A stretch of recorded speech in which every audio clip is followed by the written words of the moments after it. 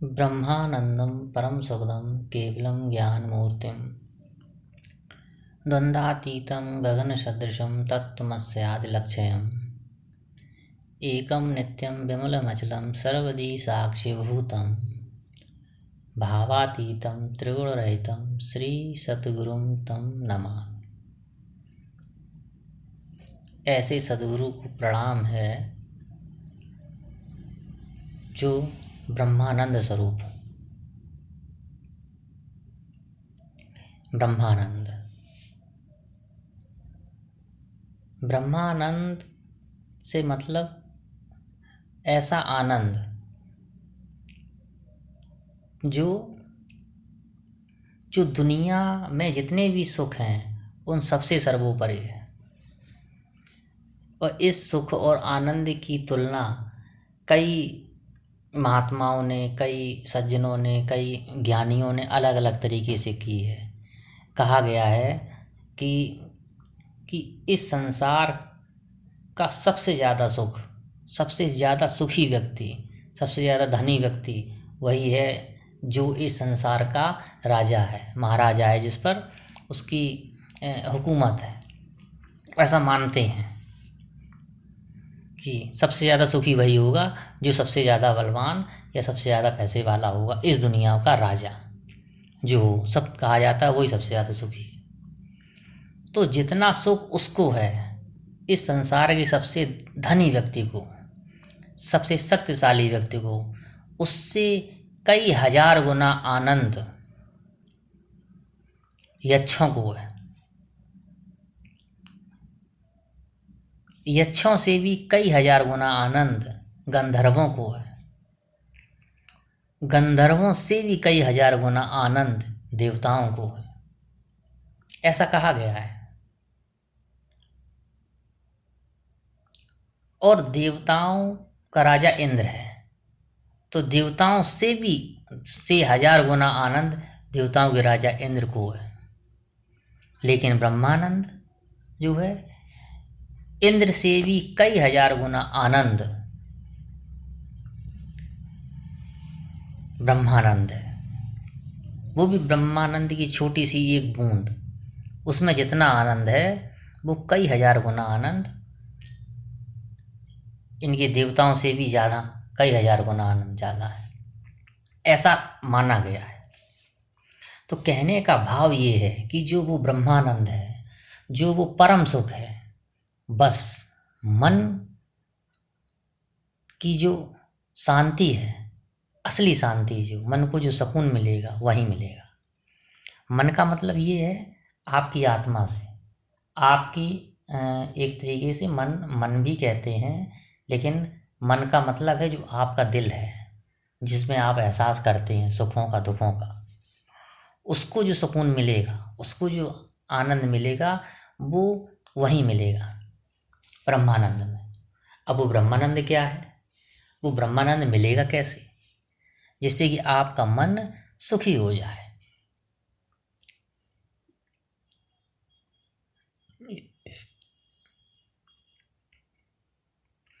तो उसके लिए भांति भांति के उपाय बताए गए हैं वेदों में, शास्त्रों में, हमारे धर्म ग्रंथों में। कई ऋषि मुनियों ने, बड़े बड़े पीर औलियाओं ने कि मन की सुख की और शांति के लिए कई उपाय बताए, और हम लोग वो उपाय करते भी हैं।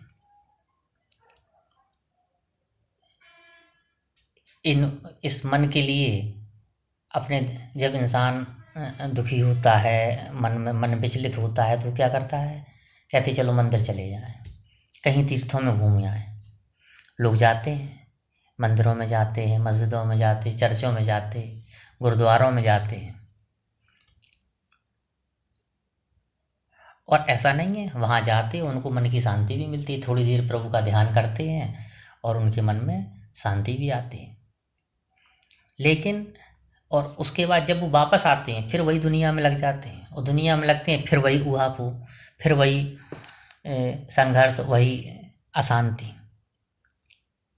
जीवन में सक्सेस तो बहुत हैं, बहुत लोग हैं जो जीवन में सक्सेस हैं, सेलिब्रिटीज़ हो गए हैं, उद्योगपति हो गए हैं, बहुत बहुत कुछ है उनके पास, लेकिन कहीं ना कहीं मन में अशांति है। तो अब आपको अपनी अपने सुख के लिए वो क्षणिक सुख है। जो सुख है वो क्षणिक सुख है, थोड़ी देर का सुख है। दुनिया में जो भी सुख मिल रहा है अच्छा सब लगता है। फिल्में देखो, गाना गाओ, खेल खेलो कोई, या किसी और तरह से अपने मन को बहलाओ, लोगों से बात करके, तो हंसी मजाक करके मन बहलता है, थोड़ी देर के लिए सुख भी मिलता है। सारी दुविधाओं और दुखों को इंसान थोड़ी देर के लिए भूल जाता है, लेकिन वो क्षणिक है, क्षणिक सुख थोड़ी देर के लिए है। लेकिन यदि आपको परम सुख पाना है, परम आनंद पाना है, अखंड सुख पाना है जो घटे ना, निरंतर बढ़ता रहे, तो उसके लिए आपको ब्रह्मानंद ही चाहिए, परमानंद ही चाहिए। और जब ऐसा सुख आपको मिलेगा तो तब आपका जीवन सुखी रहेगा, सुखी होगा। अब प्रश्न ये उठता है कि अब हमें ऐसा सुख मिले कैसे जिससे कि हमारी सभी दुखों का अंत हो जाए संसारिक।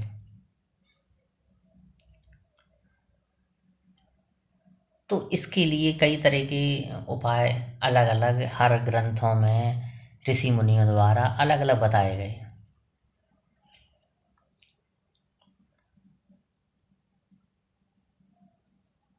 तो उन्हीं उन्हीं उपायों को हमें आपको करना है।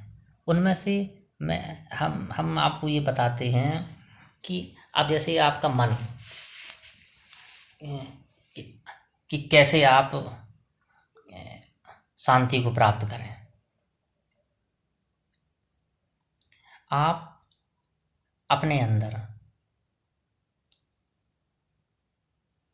अपने अंदर अपने अस्तित्व का एहसास करें, जो आपके अंदर शांत होकर लेटें और आप अपने अस्तित्व का एहसास करें, जो जीवन आपके अंदर जिया जा रहा है, जिसे हम परमात्मा कहते हैं। आपके अंदर ही है, कहीं बाहर नहीं है। उसका एहसास करिए और वो वहीं है। जब आप उसका एहसास करेंगे तो धीरे धीरे धीरे धीरे, अब ये एहसास करेंगे कैसे? ये एहसास आप करेंगे एकांत में अपने लेटिए, सारे विचारों आएंगे, आने दीजिए। आप केवल ध्यान रखिए अपने ऊपर, अपने अंदर, बस, और कुछ नहीं करना है। केवल अपने आप पर ही ध्यान रखना है, अपने आप का ही एहसास करना है और लेटे रहना है। धीरे धीरे धीरे धीरे धीरे धीरे आप उस परम शांति की ओर जाने लगेंगे। आपको एहसास होने लगेगा, आपको दिखाई देगा, एहसास होगा कि हाँ देखो आपकी सांस चल रही है।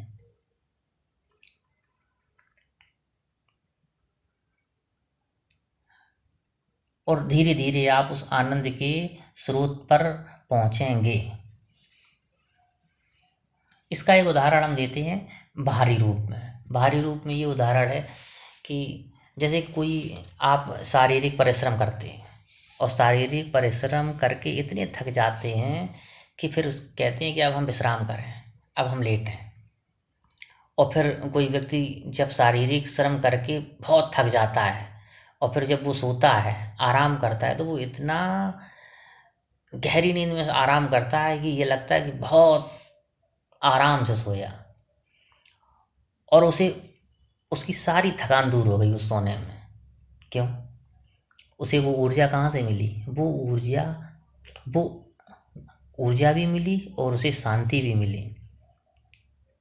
तो जो वो परम शांति उसे मिली है वो क्षणिक है, थोड़ी देर के लिए है, लेकिन उसी परम शांति को आप अपने जीवन में बार बार पाने का प्रयास करें।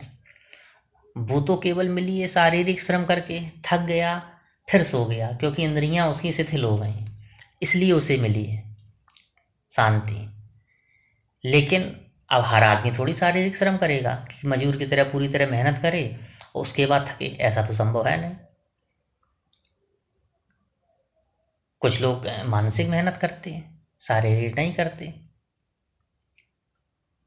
फिर उनको कैसे शांति मिले? किसी का तो तन थक गया, इसलिए आराम की ज़रूरत थी, आराम किया। किसी का मन थक जाता है, इतना कार्य करते करते इतना जीवन में स्ट्रेस होता है कि उसका मन थक जाता है और उसका मन होता है अब हम कुछ नहीं करेंगे, अब कुछ होता ही नहीं, कोई इच्छा बाकी नहीं रही।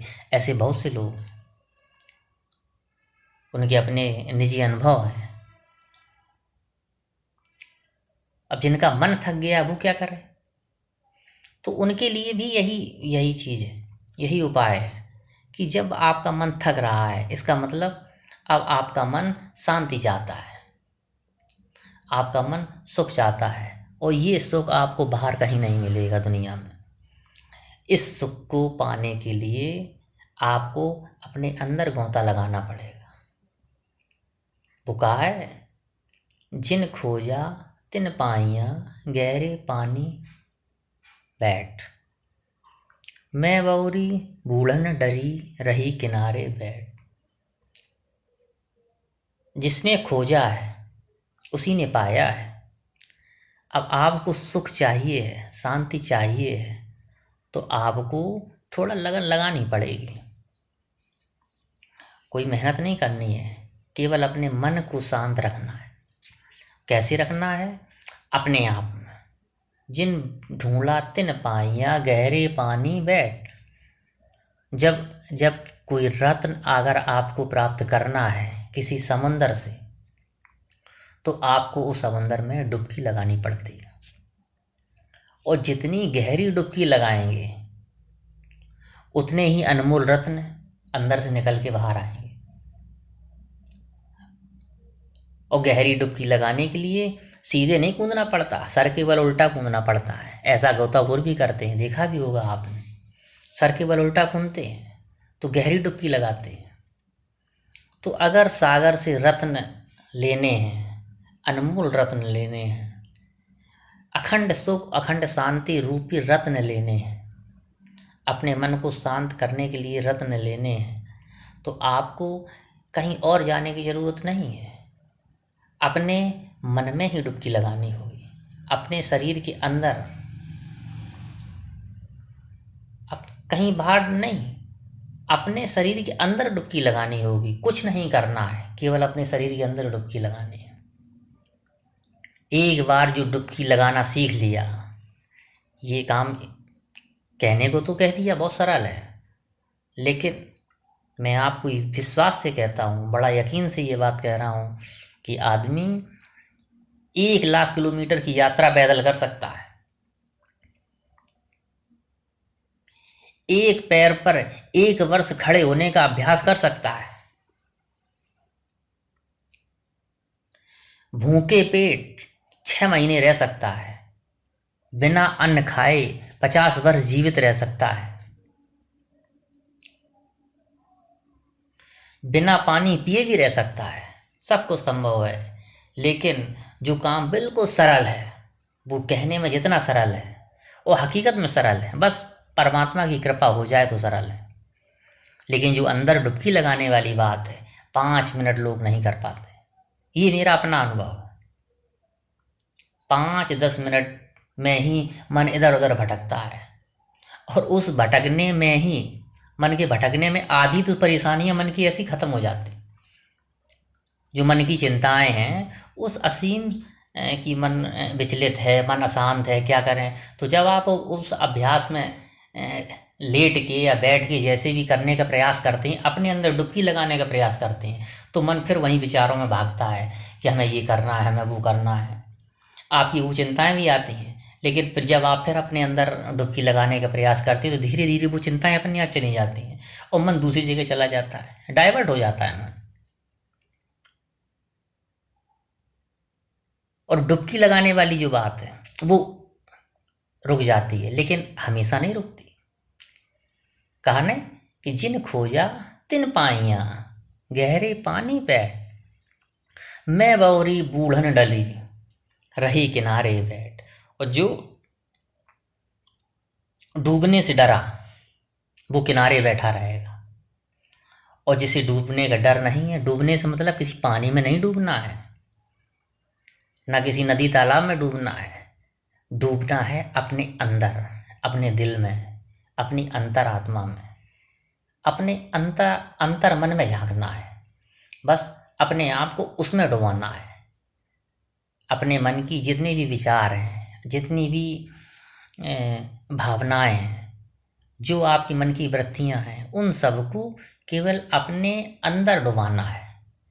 और जब आप ऐसा करेंगे तो बस अखंड सुख का स्रोत वही है, स्रोत वही है वहाँ पहुँचने का, वो कड़ी है वहाँ पहुँचने की। बस अभ्यास करिए और वहाँ पहुँचते पहुँचते ही आपके आधे गम दूर, उस अभ्यास करते ही करते आधी समस्याएं दूर, मन अपने आप धीरे धीरे शांत होने लगेगा।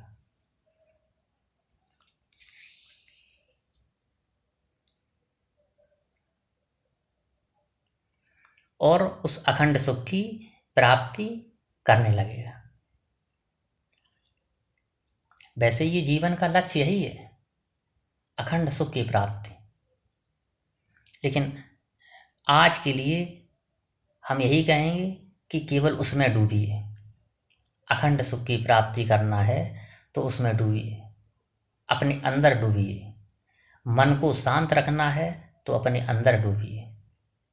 कहीं जाने की ज़रूरत नहीं है, सिर्फ अपने मन में डूबने की ज़रूरत है।